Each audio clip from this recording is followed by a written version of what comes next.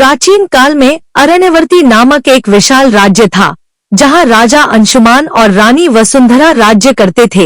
यह युग धर्म, तप और देवताओं के प्रत्यक्ष हस्तक्षेप का था, जब मनुष्य अपने पराक्रम और भक्ति से देवताओं को प्रसन्न कर उनके दर्शन प्राप्त कर सकते थे। अंशुमान सूर्य वंश का प्रतापी और धर्मपरायण राजा था, परंतु वह और रानी वसुंधरा संतानहीन थे, जिसके कारण वे दुखी रहते थे। हर दिन वे उगते सूर्य को अर्घ्य देते और संतान की कामना करते।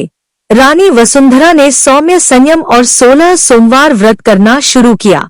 साथ ही सूर्य सप्तमी के दिन उपवास रखकर अष्टाध्यायी पाठ करती। उनकी भक्ति देखकर एक दिन सूर्य देव ने स्वप्न में प्रकट होकर कहा, हे राजरानी, तुम्हारी निस्वार्थ तपस्या से मैं प्रसन्न हूँ। तुम्हें एक ऐसा पुत्र प्राप्त होगा जो मेरे तेज से उत्पन्न होगा और पृथ्वी पर धर्म का विस्तार करेगा।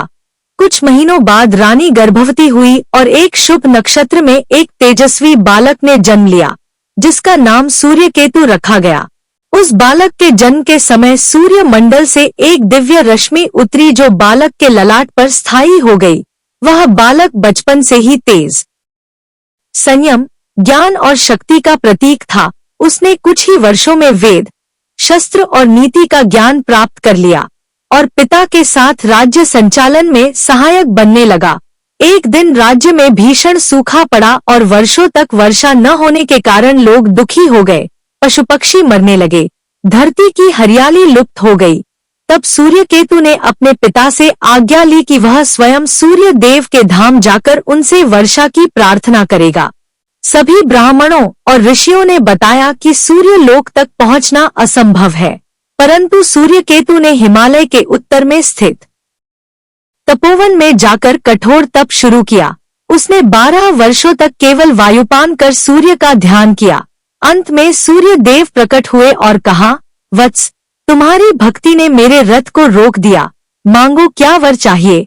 सूर्यकेतु ने कहा, प्रभो, मेरे राज्य में सूखा है, प्रजा कष्ट में है, कृपा कर वर्षा कराइए और मेरे राज्य की रक्षा कीजिए।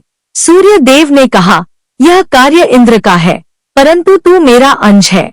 मैं इंद्र से कहूंगा और स्वयं अपनी किरणों से भूमि को ऊर्जा दूंगा।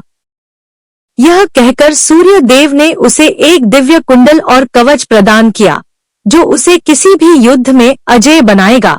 सूर्यकेतु जब वापस लौटा तो उसके तेज से आकाशमंडल भी चमक उठा। राज्य में वर्षा हुई, नदियां पुनः बहने लगी, खेत हरे भरे हो गए और सूर्यकेतु को युवराज घोषित कर दिया गया। उसने कई विजयों के पश्चात राजा बनकर धर्म, न्याय और सत्य की स्थापना की, किंतु उसका सबसे बड़ा कार्य था सूर्य आराधना की पद्धति को जनवरी से जनवरी तक पहुंचाना।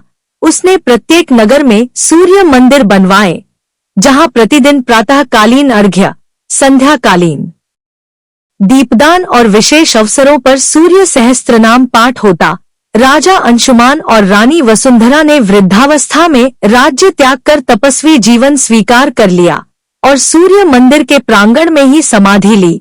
उनकी समाधि के ऊपर सूर्यकेतु ने एक विशाल सुवर्ण शिखर बनवाया, जिसमें सूर्य की 7 रश्मियों के रूप में 7 अश्वों वाले रथ को उकेरा गया था।